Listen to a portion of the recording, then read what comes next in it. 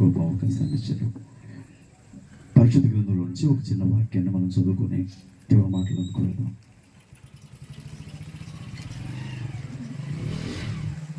కీర్తన గ్రంథం 91వ అధ్యాయం 7వ వచనం. నీ ప్రక్కన 1000 మంది పండును, నీ కుడి ప్రక్కన 10,000 మంది కూలినను అపాయం నీ ఎద్దుకు రాదు. చాలండి. నేను 2011వ సంవత్సరం ఆంధ్ర రాష్ట్ర ముఖ్యమంత్రి జగన్మోహన్ రెడ్డి గారితో కలిసి పనిచేస్తున్నాను. ఆ సమయంలో వైఎస్ఆర్ కాంగ్రెస్ పార్టీ ఏర్పాటు చేశారు కొత్తగా జగన్ అన్న. ఆ సమయంలో ఆంధ్రలో విశాఖపట్నం దగ్గర అనకాపల్లి అనే ఊర్లో ఒక పెద్ద పబ్లిక్ మీటింగ్ జరిగితే ఆ మీటింగ్లో నన్ను మాట్లాడడానికి పంపించారు అక్కడికి. హైదరాబాద్ పట్టణంలో నేను నా భార్య మాత్రమే ఉండేవాళ్ళు. నేను వెళ్ళిపోయేటప్పుడు నా భార్య నాతో అన్న ఒక మాట చెప్తాను. ఆవిడేముందంటే, నువ్వు చాలా దూరం వెళ్తున్నావు, నేను ఇంట్లో ఒక్కదాన్నే ఉండాలి, నాకు భయం అనిపిస్తుంది అంతే. నేను ప్రార్థన చేసి, ఏం కాదు, దేవుడు తోడుగా ఉంటాడు, ధైర్యంగా ఉండు, నాకు ఒక బాధ్యత ఉంది, ఆ పని మీద వెళ్తున్నాను అని చెప్పాను. వెళ్ళాను. ఆ రోజు నైట్ మీటింగ్ కంప్లీట్ చేసుకున్నాను. నెక్స్ట్ మార్నింగ్ హైదరాబాద్ వచ్చాను. వచ్చినప్పుడు నా భార్య మీతో ఒక విషయం చెప్పాలి అని చాలా ఆరాటపడతా ఉంది. ఇంట్లోకి వెళ్ళి కూర్చున్న తర్వాత సరే చాలా సంతోషపడతా ఉంది. విషయం ఏంటని అడిగాను. నేను అడిగితే, రాత్రి నేను పడుకున్న తర్వాత భయంగా నేను పడుకున్నాను. లోపల తాళం వేసి పడుకున్నాను. నేను పడుకున్న తర్వాత నా కలలో నేను ఒక దర్శనాన్ని చూశాను అని చెప్పింది ఆవిడ. ఏంటమ్మా దర్శనం అని అడిగాను. నేను అడిగితే, మేము అమీర్పేట్ పక్కన భరత్ నగర్ అనే ఊర్లో ఉండేవాళ్ళం. నేను నిద్రపోతున్న సమయంలో ఒక దర్శనాన్ని చూశాను. అమీర్పేట వైపు నుంచి ఒక పెద్ద సైన్యం మనుషుల మీద పడి వాళ్ళను చంపుకుంటూ వస్తూ ఉంది. చిన్న పెద్ద తేడా లేకుండా దొరికిన వాళ్ళను దొరికినట్లుగా నరుకుతూ వాళ్ళు వస్తూ ఉన్నారు. మనుషులందరూ ప్రాణభయంతో పారిపోతున్నారు, కానీ తప్పించుకొని వెళ్ళడం వాళ్ళ వల్ల కావట్లేదు. ప్రతి ఒక్కరిని పట్టుకొని చంపేశారు వాళ్ళు. దాదాపు మన ఇంటి పక్కనున్న గది వరకు వాళ్ళు నరకడానికి వచ్చేసారు, నరికేశారు. కుడి వైపున వస్తున్నటువంటి వాళ్ళను చూసి భయం అనిపించి ఎడమ వైపుకు తిరిగి చూశాను. అయితే ఈ వైపు నుంచి మండుకుంటూ ఒక రకమైన మంట కూకటిపల్లి ప్రాంతం నుంచి అందరినీ తగలబెట్టుకుంటూ మన ఇంటి పక్కన ఉన్న గది వరకు వచ్చింది.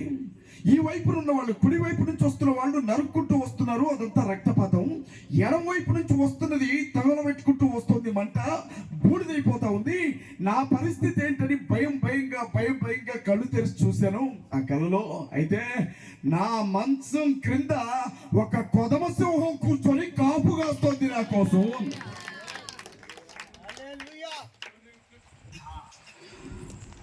ఒక చిన్న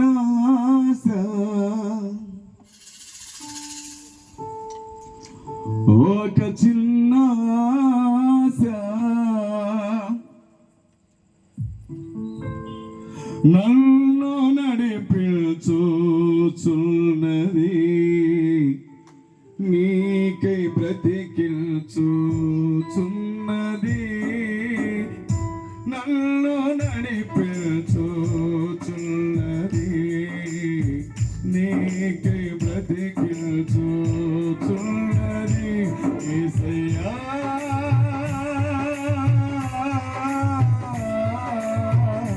నిన్ను చూడాలని, పలకరించాలని ఆశ. యేసయ్యా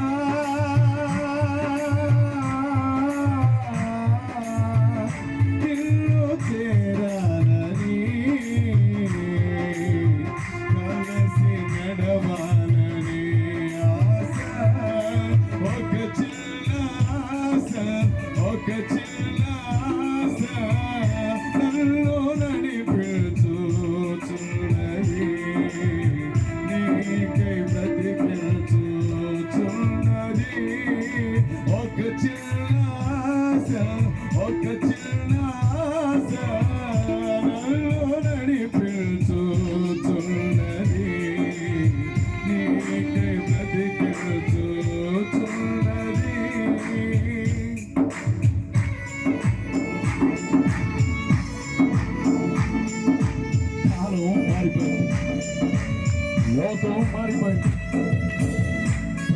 కూడా మారిపోయారు.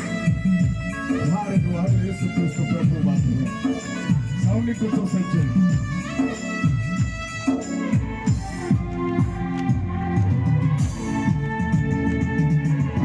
సౌండ్ కొంచెం పెంచండి. కాలము మారింది, లోకము మారింది, ప్రకృతి మారింది, నీవు మారలేదు.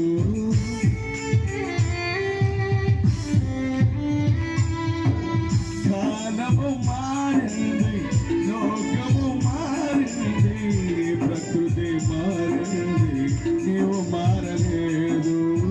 శాశ్వతమైన ప్రేమను చూపించినావు,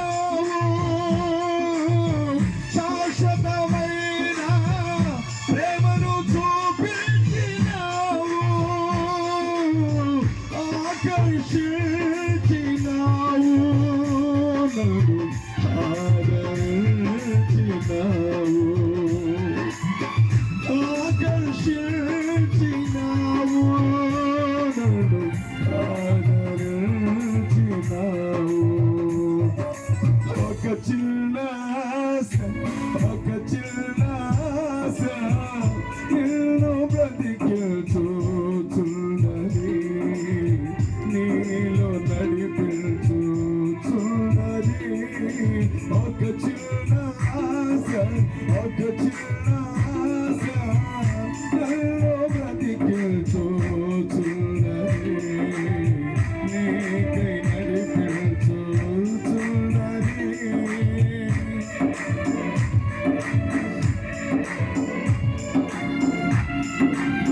రూపం మారిపోయింది, దేహం కూడా మారిపోయింది, హృదయం కూడా మారుతూనే ఉంది. ఆయన మారలా. గట్టిగా చెప్పండి అందరూ కూడా.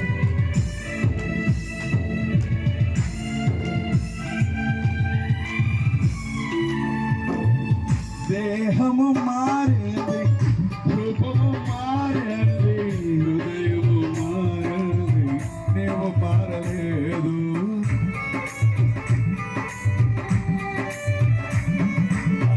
దేహము మారింది, రూపము మారింది, హృదయము మారింది, నీవు మారలేదు. శాశ్వతమైన కృపను చూపించినావు, శాశ్వతమైన కృపను చూపించినావు, ఆకర్షించినావు,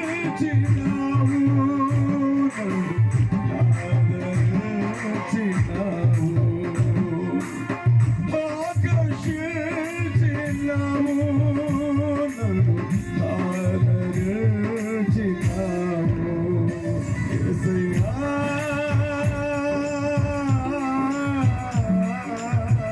నిన్ను చూడాలని, పలకరించాలని ఆశ.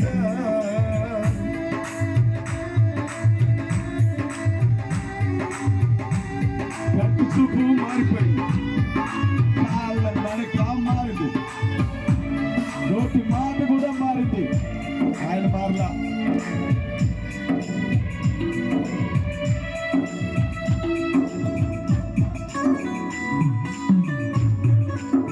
గట్టిగా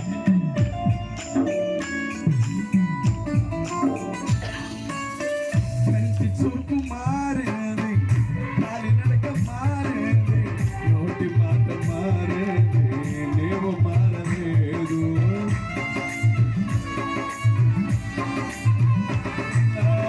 కంటి చూపు మారింది, కాలి నడక మారింది, నోటి మాట మారింది, నీవు మారలేదు. శాశ్వతమైన రక్షణలో నిలిపినావు, శాశ్వతమైన రక్షణలో నిలిపినావు, ఆకర్షించినావు, నన్ను ఆదరించినావు.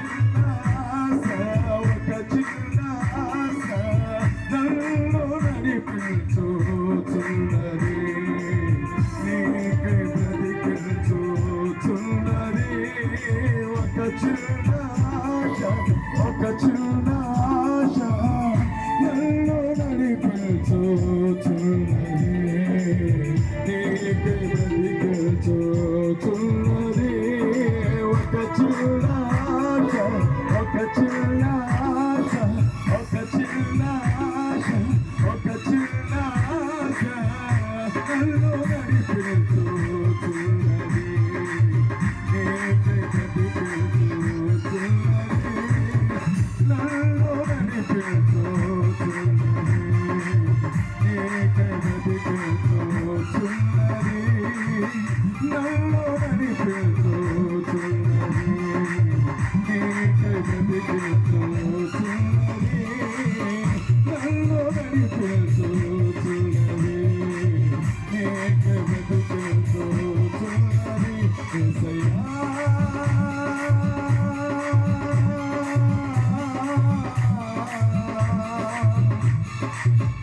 యేసయ్యా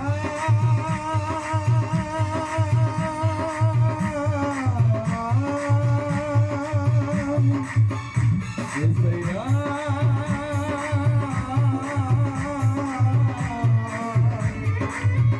యేసయ్యా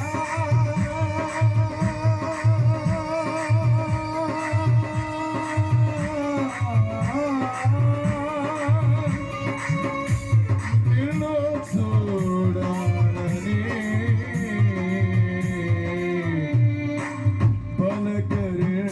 పలకరించాలని ఆశయా యేసయ్యా